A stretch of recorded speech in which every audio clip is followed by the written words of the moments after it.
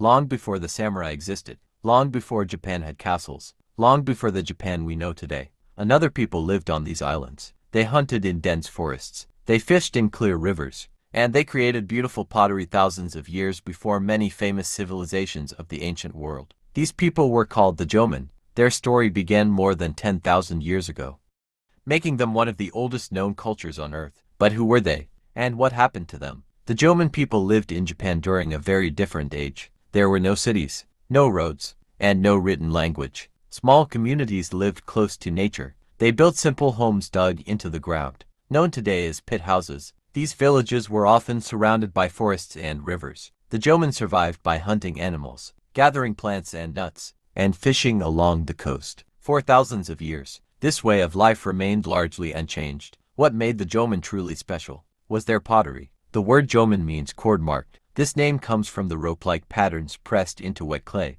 Their pottery was both useful and beautiful. Some pots were simple, others were incredibly detailed, with designs unlike anything seen before. Today, archaeologists consider Jomon pottery among the oldest in the world, a remarkable achievement for a people who lived thousands of years before modern technology. The Jomon people depended heavily on nature. The forests provided food, the rivers provided fish, and the land offered everything they needed to survive. They gathered chestnuts, acorns, and wild plants. They hunted deer and other animals, and they worked together as communities. Because food was often plentiful, many villages remained in the same place for long periods of time. Their lives followed the rhythm of the seasons, creating a deep connection with the natural world around them. But no civilization lasts forever. Around 3,000 years ago, new groups of people began arriving in Japan. They brought new technologies, new ideas, and most importantly, rice farming. This new way of life slowly spread across the islands.